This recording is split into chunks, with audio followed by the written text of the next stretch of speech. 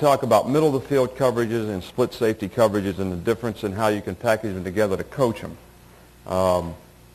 First of all, let me give you the philosophy of playing zone pass defense that we have. You know, first of all, you drop to an area, you reroute receivers that are running in areas that you would rather them not be. So drop and reroute is number one. Pattern match is number two, and this is with zone integrity. And number three is break on the ball. Now, that's our philosophy of playing pass defense. That's what we try to do. Now, there's three types of coverages that we play. We play zone, we play man-to-man, and we play zone man-to-man match coverages, which means that once you buy one, you got a man-to-man. After the pattern distribution, that's the difference. Does everybody understand what I'm talking about when I say after the pattern distribution? I'll just, you know, everybody counts receivers either from outside in or 1 through 5 or whatever, but the way we try to coach our players on pass defense is that, let's just say they run a simple, what I call base 4 here. All right, now, this guy was 1, 2, 3, 4, 5, if you number that way from strong to weak, or 1 and 2 weak and 1, 2, 3 strong. Well, after the pattern distribution, who's 1?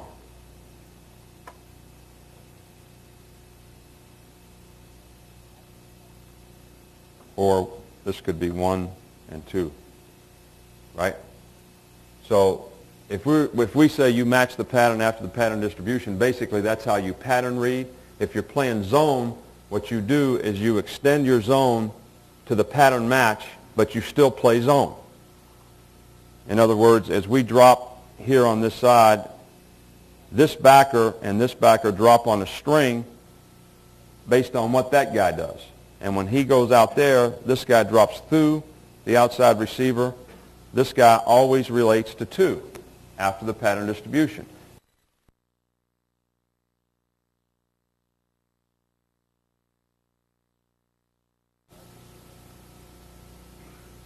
If we were playing 3 deep zone, whoever it is that drops over here that had the front side hook would take 3, and the strong safety would take and match 2, and don't let 1 catch the ball and run with it outside of you.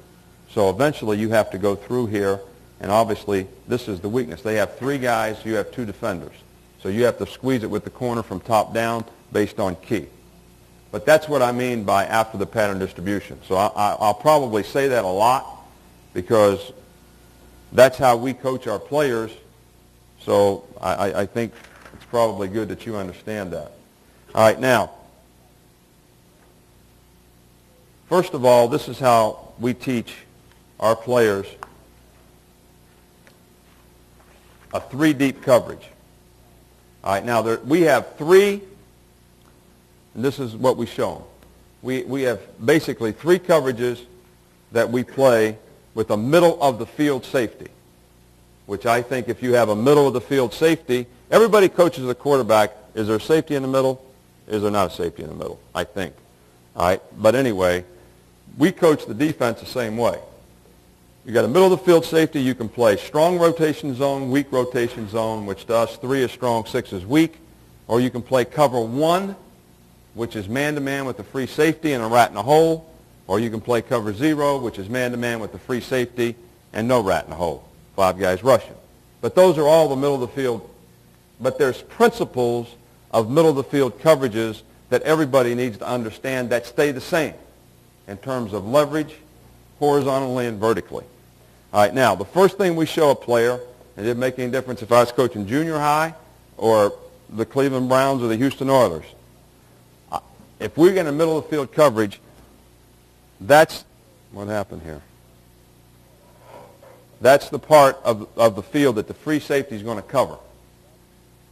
So everyone else's technique and leverage is based on this principle right here. That's pretty simple, right? Makes sense to everyone? All right, now, the second thing is if we're playing a three-deep zone or a man-to-man middle of the field coverage, the two parts of the field that we do not want the receivers in are those two areas right there, the darkened in part. And I don't know, is the high school field like a college field now? Did they move the hash marks a little bit in high school too? They left them out. So we got three different fields here. All right. Well, I can tell you from knowing the old college field, which is what you have, is that seam of the field is from 14 to 17 yards from the sidelines, which is your hash mark out 3 yards. Correct? All right. Now, if you have a middle of the field safety in here,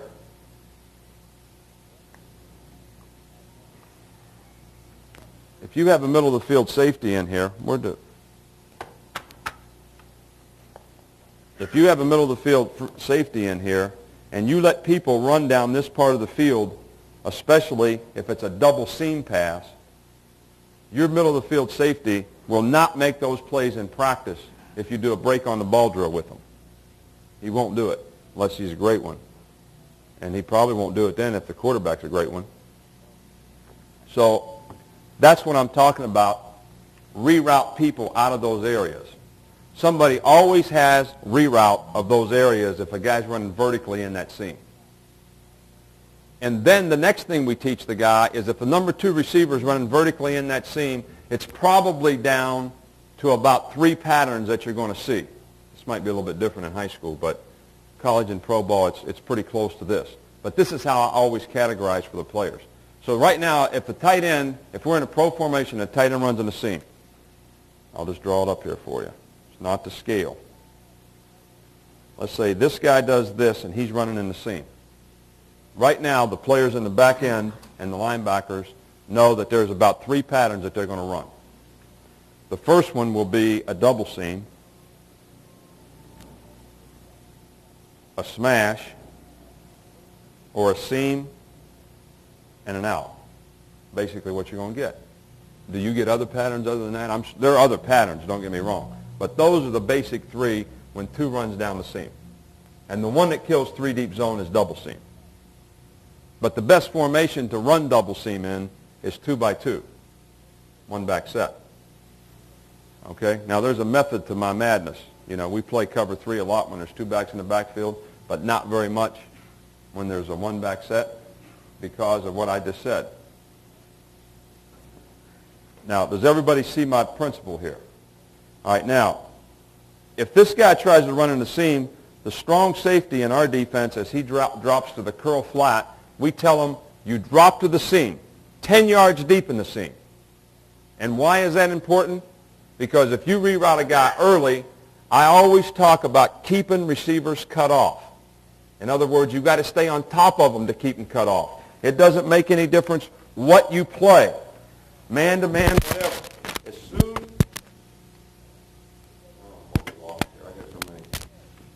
As soon as the receiver gets on top of you, you have no control. Is that correct?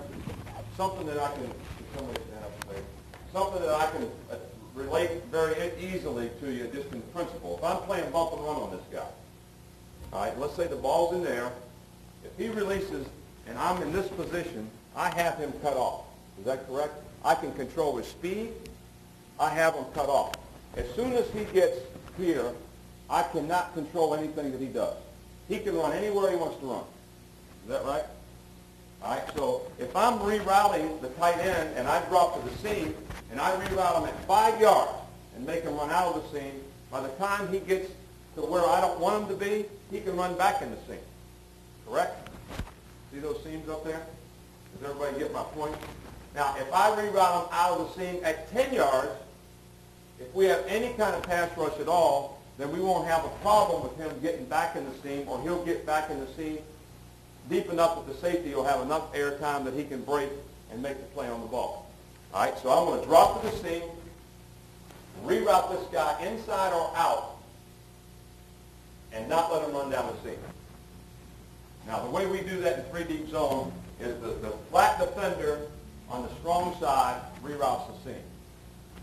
The hook defender, the hook curl defender on the weak side reroutes the seam, because when the ball's on the hash, The flat defender can't do it, especially on your field.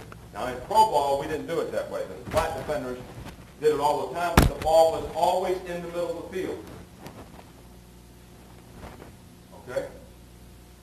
To me, you can't play 3-deep zone if you let guys run down those spots on the field.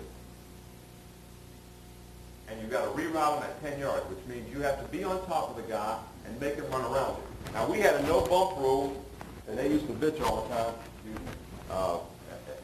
at the people we played against because we were big and physical, so we weren't going to let people run down the field. But we get on top of a guy, and if I'm Carl Banks and I'm standing on top of the guy to reroute him right here, and I'm 6'4", 258 pounds, I don't have to really hit the guy. If he just runs around me, I got done what I want done. Correct? All right, so that's the reroute. Now, if that guy's coming in the seam and I am this flat defender, who has the smash? The flat defender. So if the guy runs a smash, and any smash is a stop other than a 3-step in the first 10 yards of the down, I just forget the reroute and go take the smash. And when you cover the smash, you drive on the smash on the upfield shoulder of the smash. So, and if you do that, the guy can't whip back away from you. All right? If I reroute the seam and there's no smash, then I know I'm either getting double seam or out. So when I come off this, I'm going to push what I call the pull route, which is the out route. It's either going to be double out, this guy's going to run in the seam, that guy's going to run out. And that's where I got to go next. And I can't get there. But again, it's the philosophy of how you want to get beat. If you're going to be a good defensive team, you have to defend the middle of the field. You have to defend the middle of the field. You cannot let people throw the ball in the middle of the field. So rather than run out to take the out route away, I would rather not let the quarterback throw the ball in the seam down the field. Make them throw it short and in the flat to beat you. Now, if the quarterback sprints out, you flood the coverage because now he can throw the ball in the flat effectively. And you should flood the coverage and play flow rule. But if you take the simple principle of what I said after the pattern distribution, if they flow and 4 guys go to one side, do your backers still drop to the flat and the hook on the backside? Absolutely not. If we're pattern matching, we're sliding everything with where their guys are. Right? Just like basketball. Zone man-to-man. Right? The ball's in this corner. You see guys move over to take the guy in their area. That's what we're talking about. If they move the whole field into this corner, then our whole defense would be over there leveraging that whole thing the same way. Okay. Now, let me talk about, if that's the case, and that middle of the field deal,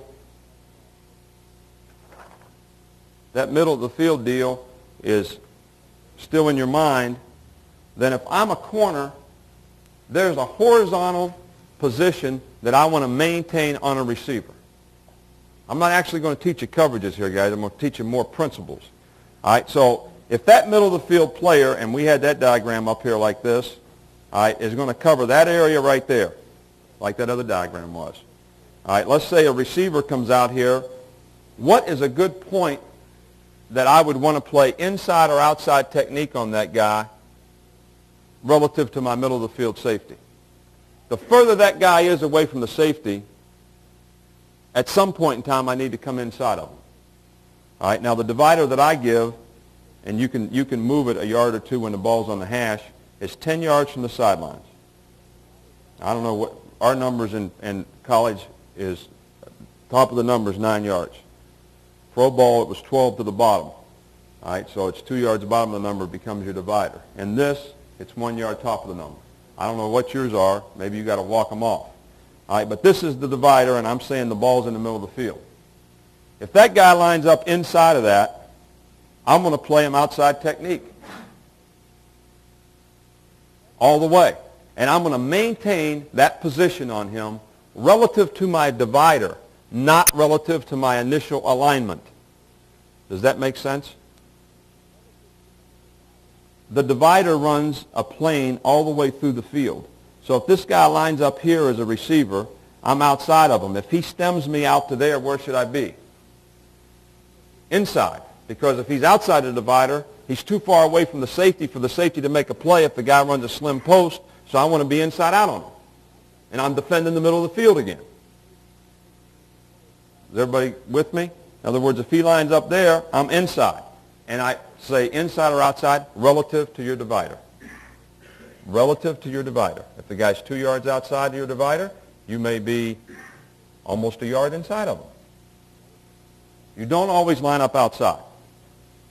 You guys ever wonder, and there's pro ball teams now that the corners always play outside technique in a deep third. There are teams in pro ball that play that way. And if you've seen Jerry Rice, he's probably caught 1,000 slim posts in his career on corners that do that. In other words, he'll line up right here.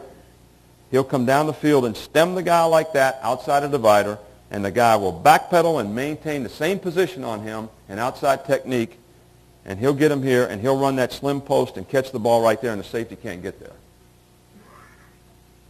And you just can't get it. But if you change the technique, then you can cut off the post. If he's going to run a post corner, on every route, it'll put you in the proper position. If he's going to run a post corner, he's going to stem you to here. Where are you going to be? You're going to be outside of him now. Now he's closer to the safety. The safety can help you in the deep part of the field. So that's the principle of how we teach horizontal position on a receiver. All right, now, how do you maintain position on a receiver when he comes off? I call it position maintenance. All right? Look, guys, backpedaling is the most overrated thing in playing in the secondary, in my opinion. And I used to teach him backpedal all the time until I got Everson Walls. The guy got 66 interceptions in the National Football League and cannot backpedal. Cannot backpedal and runs a 4.8 40 playing corner. But he can play in a half turn and maintain position and drive out of a half turn just as well as any player that I've ever coached could do it out of a back pedal. And Frank Minifield was quicker than anybody that I coached in terms of the great feet and change. But you can actually play the player closer in a half turn because what do you always have to teach your players? Back pedal, when the guy breaks your cushion down, turn, because it's going to take you time to turn. So you got to turn early. So what do you have to do to play in a back pedal? Actually keep more cushion. Right? But anyway, if I am going to backpedal, could you stand up for me? There's two ways that you want to maintain position. Now, to me, if I want to maintain position outside, I'll just take my ass and let my ass fall to the sidelines, and if I do that, that's going to make me go in this direction. Right? This is what kills a lot of corners when they play in the deep third if you let them do this. They'll turn like this, and then once they get going this way, they think they're going straight back, and they're not.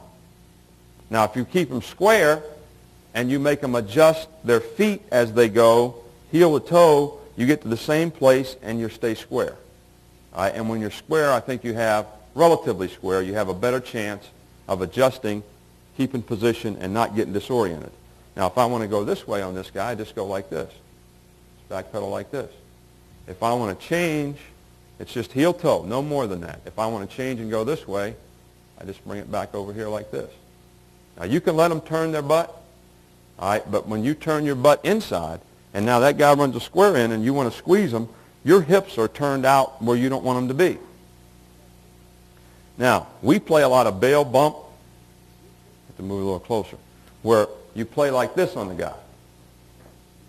All right, now, for me to maintain the position that I need to on this guy, all I have to do is I run off wherever he is on the divider, I'm going to be inside or outside of him. But I can play him a lot closer because if you want to take off now, go ahead. I got you cut off, right? I'm already running with you.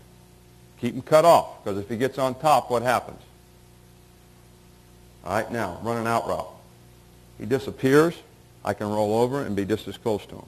Closer than being off of him, right? And if he runs in there, I can just squeeze him right off relative to the divider. So really, to teach kids how, and most kids cannot backpedal very well. I mean, I watch little kids. I have a 9-year-old little boy. He's in soccer practice, karate practice, basketball practice. So I've watched little kids from 5 years old go through things. And when they're at soccer practice, none of them know how to backpedal. They can't backpedal. They can all run. They can cross over. They can do a lot of things, but none of them can backpedal. It's not natural for them. So But if you teach players to play in the back pedal, I'm not saying you shouldn't. I'm just saying that they need to learn how to play in a half turn. It will help them a lot. Does everybody understand the principle of the horizontal position you've got to maintain?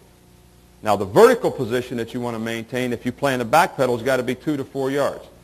And it's got to be relative to your speed to his speed. But I wanted to use that principle there. And then if you take the pattern matching principle that I talked to you about earlier, that's how your underneath coverage goes. If we're playing 3 deep zone, all right, and when we put 3 deep zone in, this is how I do it. And I know you guys are going to say, you're crazy, you can't do that. But I teach everybody there everybody's drop. Because when we play nickel against multiple personnel groups, you got a strong safety playing the front side hook. So you relate to the spot and the drop and how you relate to the pattern in that spot, not just your position. And I'll give you an example. Whether it's 3 deep zone,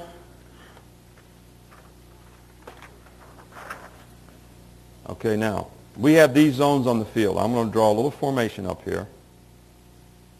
All right, we got a flat, we got a curl, we got a hook, we got a hook, which extends to the curl and the flat, right?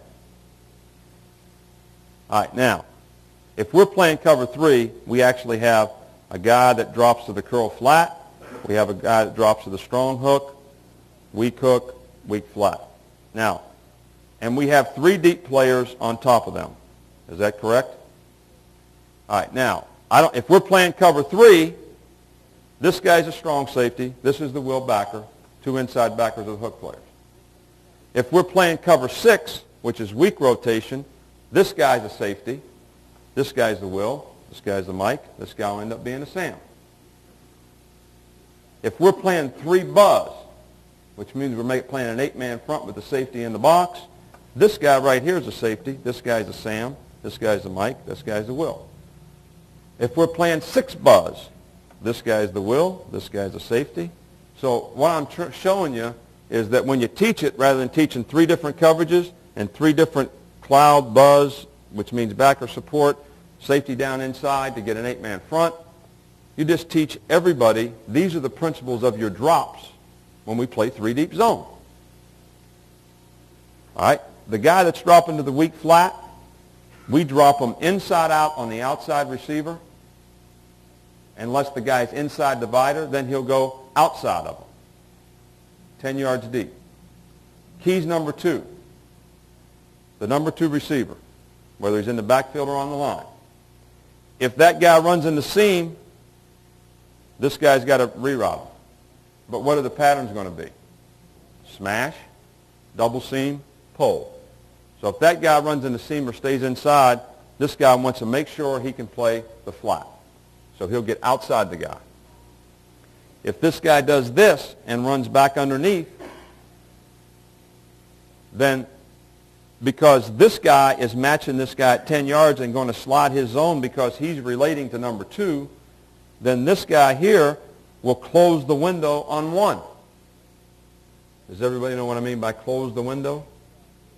In other words, I'm dropping out here like this, all right, and I see the back runs an angle under. Right here's the receiver coming up the field. All right, I'm going to do this and slide back and close the window and play this guy from inside out now. Again, we're defending the middle of the field first.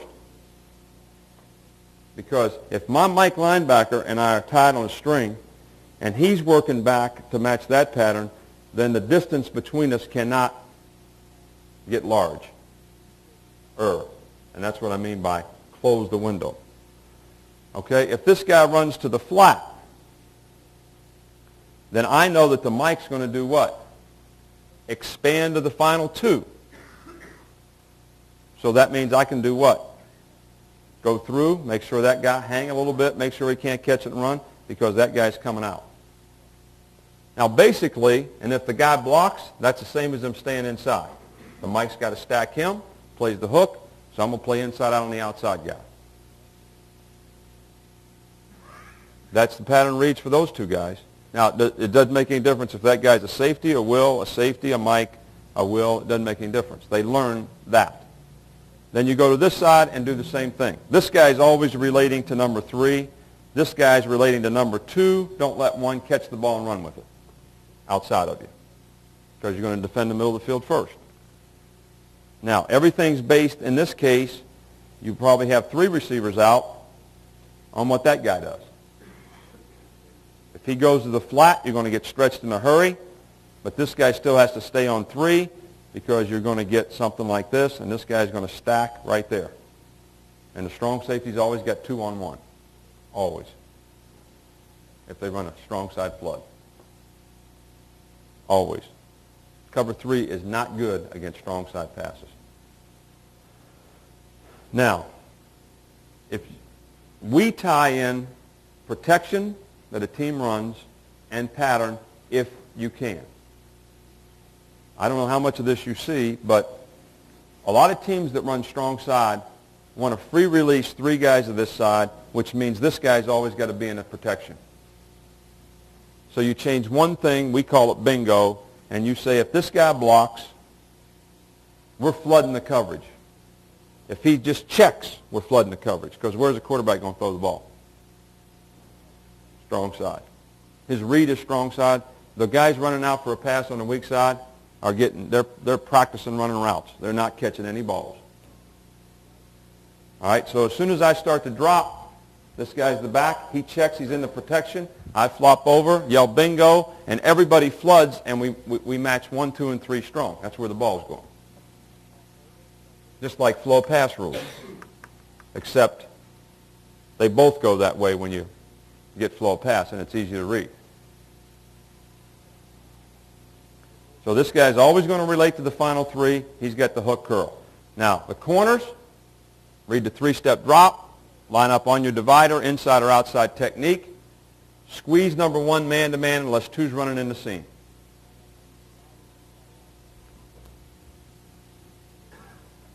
And the one pattern is the smash. He should be playing 7-cut. That's basically it. So the principles now of those coverages, we do strong and weak coverage both, middle of the field coverage. Now, the only reason I'm talking about middle of the field coverage is I don't know if you can play that much split safety coverage unless you're playing against a one-back spread out run and shoot type of team, because we can't play it that much because we can't stop the run, because people run the ball more in college, and I know they run the ball more in high school. So playing cover 3 and cover 1 become really important factors, I think, for us, unless we're playing against a real passing team. All right, now, I'm going to talk about, this is a coverage that I think very few college teams play. It's the number 1 coverage in pro ball, basically because you can't get away with playing cover 3. Because that last thing I said about breaking on the ball, if you watch the quarterback in pro football, all you're going to do is watch him complete passes. That's all. When Dan Marino's throwing it, the time that you break on it is minimal because it gets there fast. So if you're not matching the pattern and trying to cheat yourself to where you're supposed to go, you're never going to make it. You're never going to make a play. You're always going to be a day late and a dollar short. But it's a pretty simple principle to teach kids, and it's not that hard. Now, but before I get into cover 1, anytime it's a play-action pass, you should teach your players to play the play and match the pattern. And I'm going to just give you an example. All right, let's just say that we're playing cover 3. And you guys probably, whether it's a one-back or whatever, you probably all see this boot, right? All right, now, if we're playing 3-deep zone, any zone, this is how it gets presented. If they run a boot pass, which means the backs divide and the quarterback comes this way, you play boot rule. All right? Whoever has the flat takes the guy in the flat. Takes him. So this guy starts to drop. He reads boot. He's going to go take that guy. The corner's going to squeeze this guy. If he runs an out route, he's got to squeeze him off. Both hook players, robot, what I call robot, which means roll and run and find the tight end. The front side hook guy, stay ahead of him. The backside hook guy, stay behind him. In other words, if we're playing like an over defense, As soon as these guys do this and read boot, this guy is just going to turn and run to the spot where he knows the tight end is going to be, and this guy is going to come out and try to stay behind this guy, and Mike's going to try to get ahead of him. You can't drop. You just roll and run and cover the guy. The strong safety plays here, plays under this guy squeezes him. It doesn't make any difference what the coverage is. Every time it's a play pass, we totally match the pattern. So you don't get nickel-dime to death with that stuff. And every coverage, it's the same way. If we're playing cover 2, who's the flat defender weak? 5 under, 2 deep. It's a corner. So what's a corner do? Take the guy coming in the flat. The 2 hook players now are who? The Will and the Mike. What do you guys do? Robot the Y shallow. Now, just taking cover 3 a step further for the NCAA pass that everybody runs, that's flow pass. So we play flow pass rule. Flow pass rule for the linebackers is to flood. The Will has first crosser or number 4. Mike's looking to match number 3 or robot Y shallow. The Sam is going to number 2, and the safety is going to push to 1 through the curl. That's how we would play flow pass. Now, what does robot mean? If this guy stays front side and does this guy goes out in the flat and he does this, he's on this guy, safety's on that guy, he's got that guy. Will's got first crosser and 4. They run Y shallow, X dig that everybody runs. What's Will got? First crosser, 4. What's the first crosser? He takes that guy. Mike does what? You got 3, but robot Y shallow. So what is going to happen to you now? You're going to get high load in the middle of the field, right? The X or the Z is going to run a dig. The other guy is going to run a post. You got a 3-level vertical stretch in the middle of the field. So if you stay the same in pass coverage and play 2 levels, you got no chance if they can throw it and catch it. So let's say this guy runs the dig and this guy runs the post. He robots and gets as deep as he has to find the middle of the field. And when this guy goes across, the Sam hangs, takes the inside check down. He takes the outside check down. All right, so we match the pattern. What's this corner going to do? Squeezing man-to-man. He doesn't have 2 in the seam, right? What's this corner doing? Squeezing man-to-man until he gets an over route, both of them.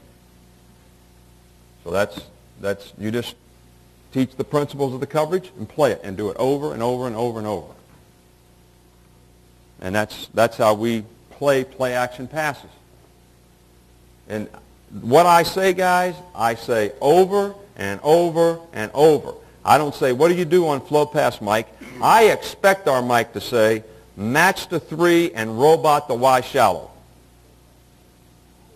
That's what I don't want to hear any other bullshit that you said on the corner in Detroit. Nothing. Match the 3 and robot the Y shallow. Everything else is useless information.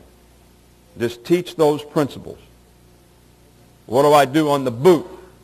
Weak side hook player. Robot and find the Y and keep them cut off. That's it. If I'm the weak side flat defender, what do I do on the boot? Take the guy in flat. Simple. I don't want to hear anything else. Because I say it the same every time, and I expect them to say it back to me like I say it to them, or we say it to them, whoever's coaching them. All right? And that's 3 deep zone no matter how it goes. All right, now, the best pass coverage is to defend in the middle of the field, in my opinion, and I think as a high school coach, if you could play it, and you can play it off, you can play it bail or whatever, and again, it's a middle-of-the-field coverage, and that's what I'm talking about. Then I'm going to talk about split safety coverages here in a minute. But with 2 backs in the backfield, I think you should play an 8-man front. You got to stop the run. You got to get more guys up there than they can block. Make the Z be a blocker. If they got 2 tight ends in there, put 1 more in. If they only got 1 skill guy in the game, take a defensive back out. That's what we do.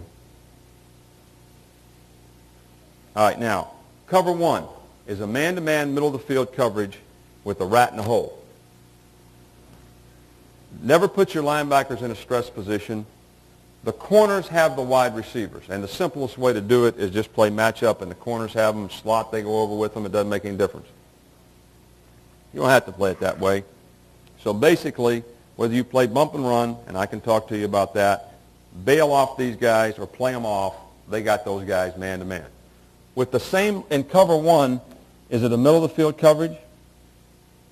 So whether the corner is playing press, bump and run, or off, what horizontal leverage position should he have? Exactly the same as three deep zone. Right? Safety's in the same spot. So now if I'm going to play bump and run on this guy and he's split where I have this guy split, is he outside a divider?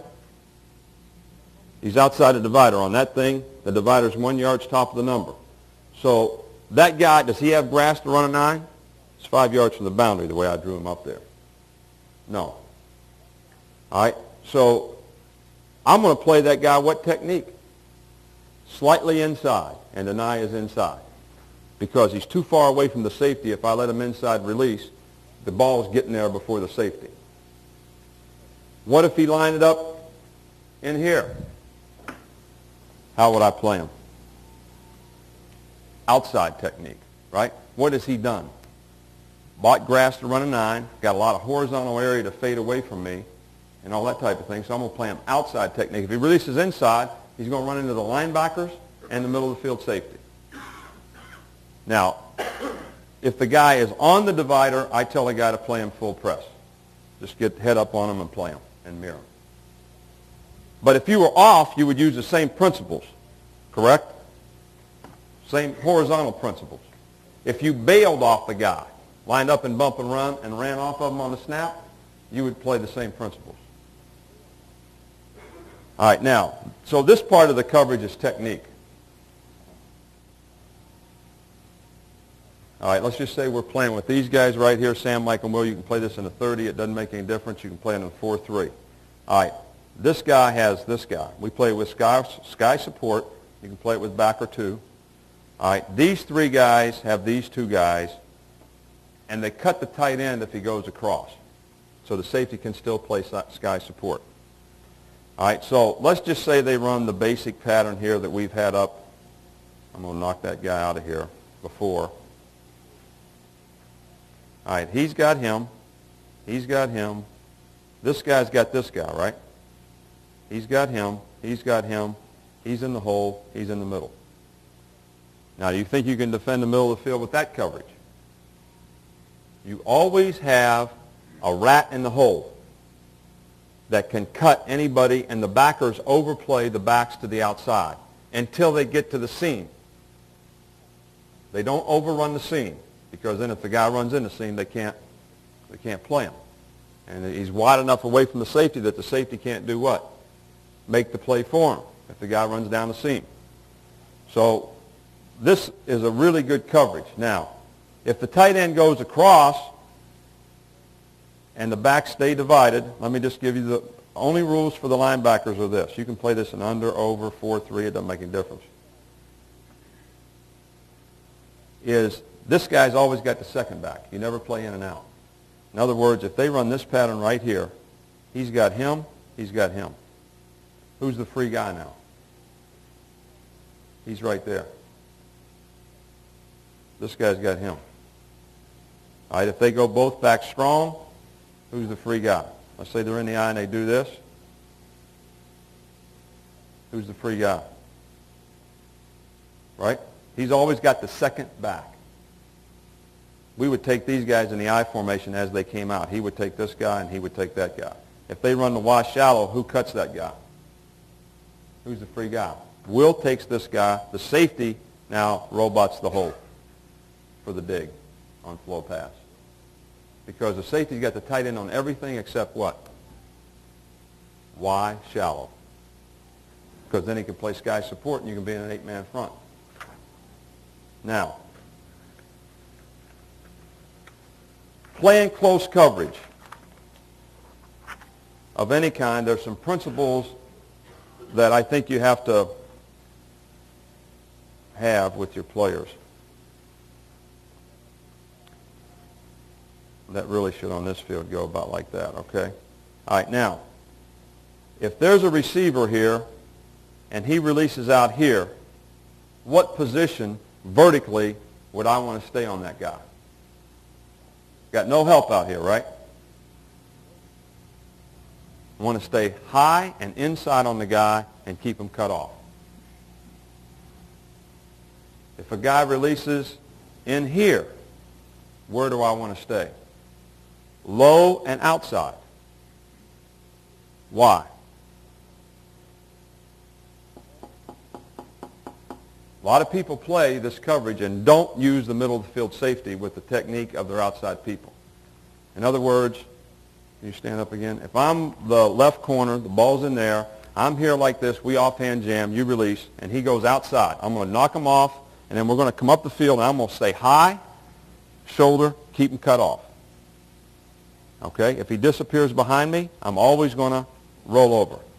Okay? If he releases inside, and if I've lined up properly on him because of my dividers, I ought to always have him where I want him when he comes off the jam. I want to be low and outside, like this. Now, if he runs a dig, I play him this way. Okay? If he runs a 7, I jump back up on him because he's got to run into him and because I've got the horizontal position on him. Now, if I'm playing off, you use the same principles. If you're playing bail, you use the same principles. Okay? But that's how you use the middle of the field safety. Now, anytime that this receiver gets close enough to run across the field, what we tell our corners is you just yell, rat, rat, rat, which means that if that guy takes off and hauls ass across the field, like the Z going underneath at 5 yards, then the free linebacker cuts him and takes him. Knocks the shit out of him. That's what we try to do. We don't like to get the linebackers taking the receivers through there, so we try to knock the dog out of them. We'll leave the corner chase them, but we try to knock the dog out of them. And the way to do it, the best way to do it, is if this guy was his X running across the field and I was Pepper Johnson right here in the middle free and I heard rat, rat, rat, I would hit the guy from down to up and push him into the corner because the corner will probably be higher on him. All right, now he runs across. I'm going to knock the hell out of him up the field because he'll push him back into the what? Cover guy. And the cover guy chasing the guy going across the field always wants to get ass down on him. Like this. This is how you chase a guy across the field, right like this. Not like this, which is what I always used to teach. Because now, and I don't know if you get it, but this guy starts across the field and he's running his ass off and you're running your ass off and he stops and whips back on you, you'll never, ever defend him. And you're probably not going to beat him across the field anyway. But if you're in this position on him, run. And I'm running like a son of a gun and he whips back on me, you at least take that away. Now, if you get cut, then you can come off the guy if the linebackers will cut him. All right, but this is a great run defense, and this is a close coverage pass defense. We played this every snap. This is Jerry Glanville, every snap. One rat bump, every snap. Saw more 9s in 1 year of football than I saw in the previous 15. Because that's what they're going to try to beat you with on the outside. You don't have to play bump and run, though. You don't have to play bump and run. But this cover 1 is a real good coverage. It's a simple coverage to teach. Teach the strong safety. If I'm the strong safety and this guy's the tight end, we line them up 3 by 5, all right, just like we would in cover 3. If that guy blocks, we're run supporting. All right, and if he blocks down, I don't have him across anyway, right? If he releases up the field, I want the safety to run to what position on him? Is he inside the corner's divider? So I would be outside and what? Low. So I want to cover the tight end like this. I don't want to run up here and let the guy do what? Push off of you. So as he, back up a little bit so we don't run on the podium. If I was like this right here and he released up the field and he ran that little hook, I would get in this position on him right here, low shoulder, and play him like this or whatever. If he runs down the middle of the field, what's going to happen? Who's there? Safety. So why would you play him high? You can't deny the throw if you're playing a guy high in cover 1.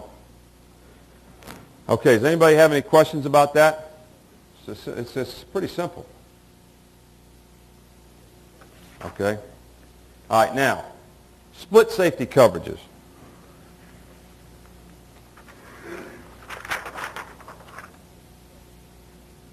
All right, hold up a minute. All right, I got the same kind of diagram for split safety coverages.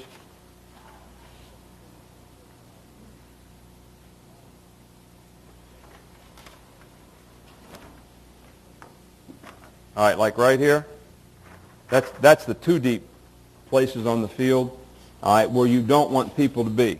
You don't want them to be in here, and you don't want them to be out there when you're playing too deep. All right, now, what's the principle if we play zone and we say the first thing we're going to do is drop and reroute? That's our philosophy of zone, right? Second thing is pattern match. Third thing is break on the ball. The seam of the field always stays the same. So where is the seam of the field? Now I'm telling you, Can you hear me? No.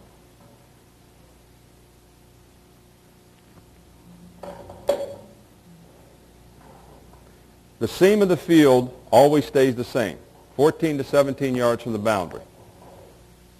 Okay? So now, if I'm going to reroute the seam now in cover 3 deep zone, you never let a guy run in the seam. In cover 2 deep zone, you always reroute the guy to the seam 10 yards deep when he gets there. You've heard people talk about we always match and run with people down the field. If you match and run with people down the field, you know, you're going to always struggle on the short stuff. Always struggle on the short stuff. I mean, the number one play in ball,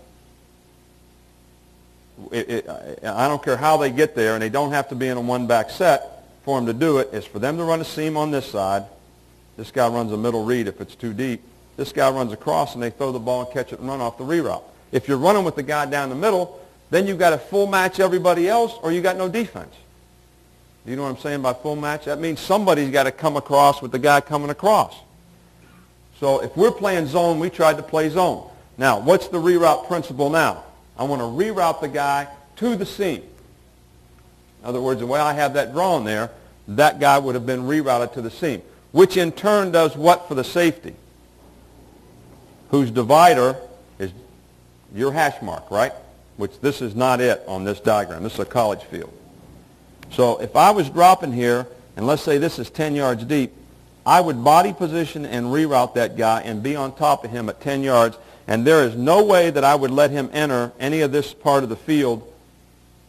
And the way we teach it is I put a cone 20 yards deep down in the middle of the field. I tell a guy, I said, you get your asshole on a string to that cone, and you don't ever change it.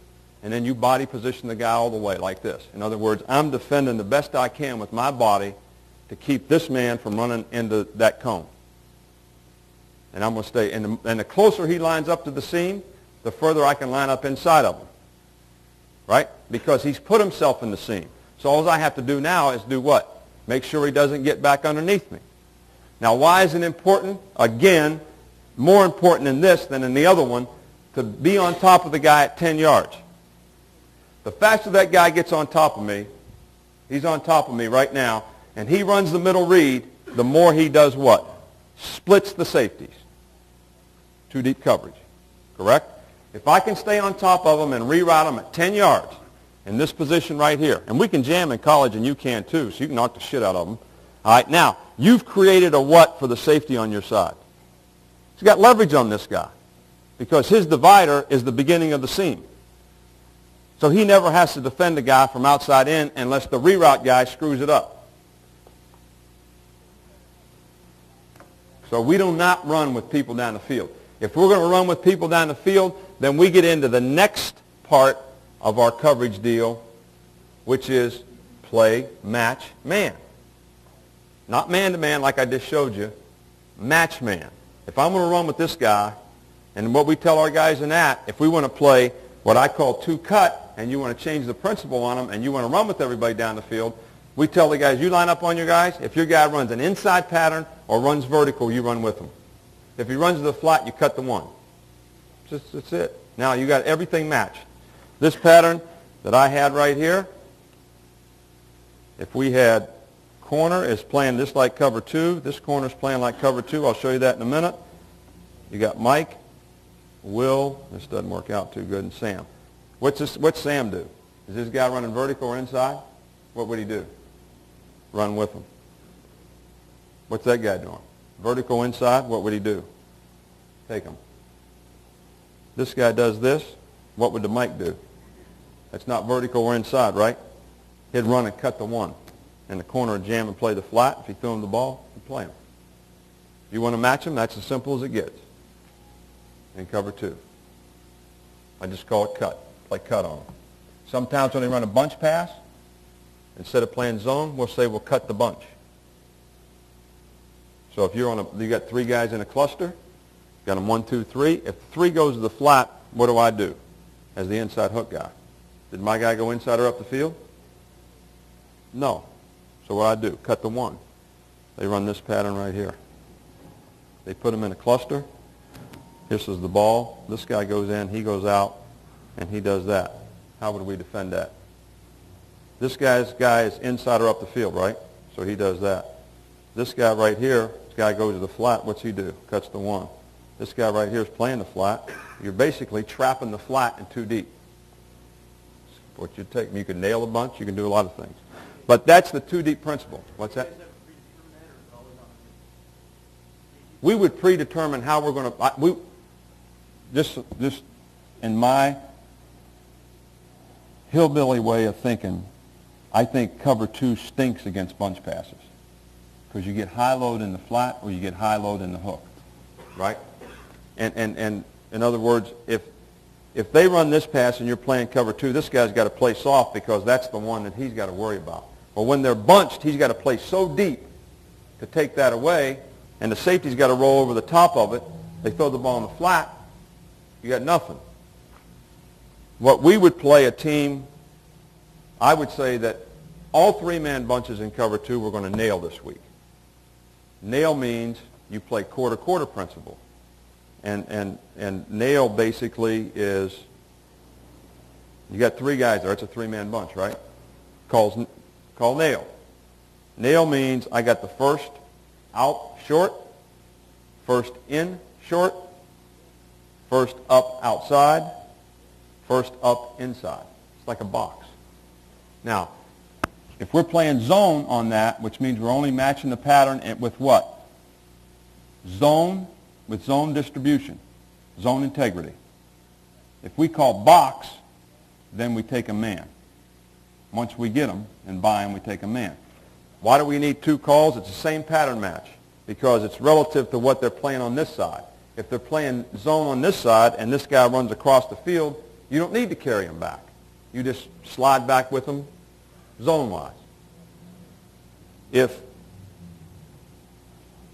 these guys are playing man over here, then you might box that bunch because now when this guy does this, you've got to take him back because those guys are playing man-to-man or some kind of match coverage on that side. Yeah. Okay. All right, does anybody have any questions? Now, basically, one thing I did want to talk to you about is the jam of cover 2, how a corner jams in cover 2. We always tell a corner in cover 2, you really want to be strong with your outside hand.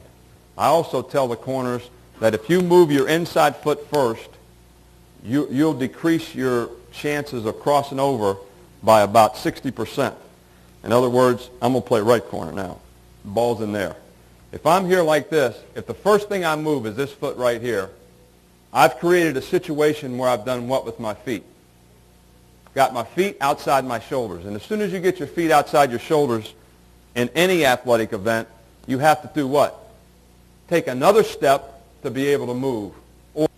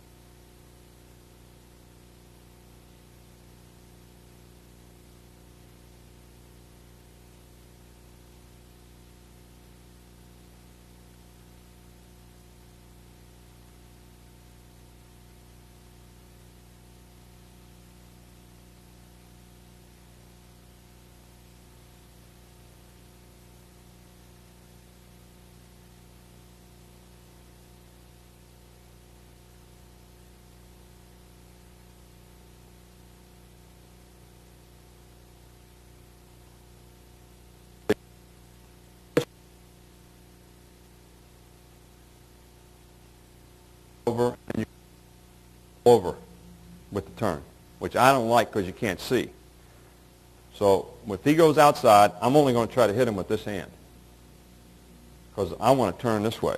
And our guys, a lot of them, they'll be hitting the guy and be like this. They're already turned, so they got the guy cut off when they lose him. Inside, you can hit him with both. All right, now, a lot of people in cover two, when the guy inside releases, they backpedal the guy out like this. We always tell our guys to play a sail technique, turn it topside like this and come out like this. Why? Because I want to defend what? The 7 back to the flat.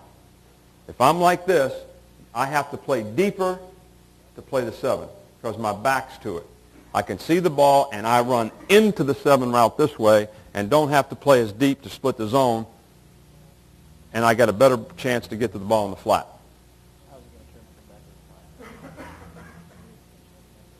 Just sit down and open. I'm like this. You can't get outflanked. The ball's thrown in the flat. I'm going to plant on this foot, open the hips and turn, get your knee over the toe, and accelerate right there. That's how we would try to play it in cover two. But I think the principle of the outside hand jam is real important in cover two. And I think when you play split safety coverages, I'm going to talk to you about just one more second. I know you guys were trying to kick me out of here, but I don't have any more sheets.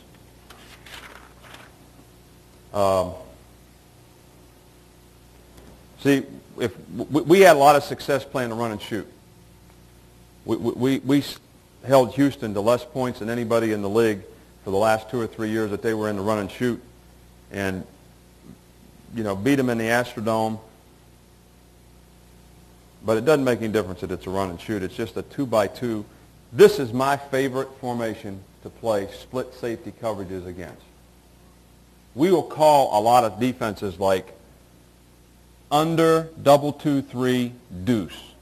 Deuce means if it's one back set, 2-by-2, we're going to play cover two. I don't care if it's slot, pro, whatever it is. So we actually call what we're going to play if there's 2 backs in the backfield, what we're going to play if it's a 1-back set. You cannot adjust the coverages out on back motion. It's got to be lined up. All right, but anyway, what we would do here is we would play principles of coverages on a side. So we play cover two. We just discussed that, right? Probably playing nickel here, but this guy's a Sam linebacker. I call him a star. Okay, so we play 2. Mike's relating to 3. Will's over here. Corner's playing his deal.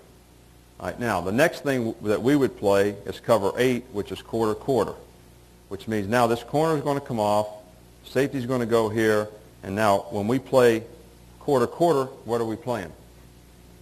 You got the first out, short, first in, short, first up inside, first up outside. Can do it from the same look, run the corner off. All right, now, if this guy runs to the flat, what can this guy do? Double that guy. If this guy runs vertical, he has to play him inside out. Play him inside out. You're going to end up taking him. Who has the smash?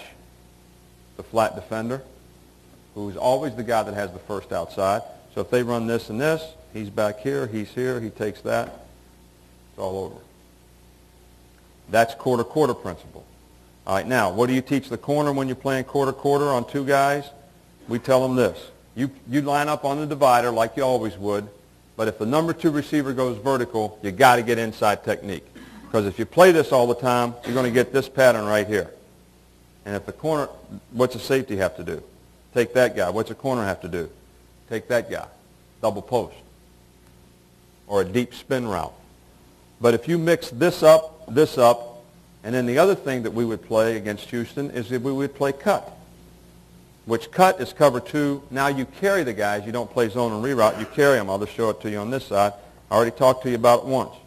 All right, here I am. Here he is. Here he is. All right, if this guy runs there, what do I do? And cut, one simple principle. My man runs inside or up the field, what do I do? Run with him and carry him and cover him. If he runs to the flat, what do I do? Cut the 1. So if this guy does this and that guy does that, I'm going to do this. I'm going to do this. That's really my match. I got a half safety over the top. It's just like playing two-man, except you got better leverage on everybody because you're taking them after the pattern distribution. If this guy goes vertical, who's got him? He's got to take him. We play no smash rule when we play cut, so the corner stays in the flat, plays this guy. Just stays in the flat, and he'd play the smash. If they ran this pattern right here, hook, hook, there, what will we do?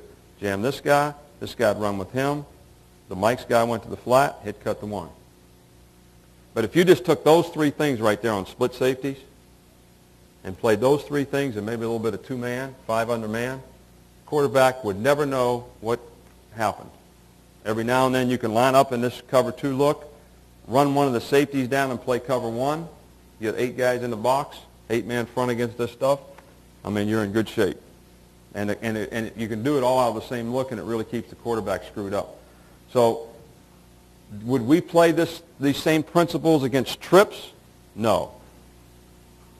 Trips and 2 backs in the backfield, 3 deep zone is good, flood the zones, do all that stuff. Split safety coverages are good, I think, against this type of thing. Am I done?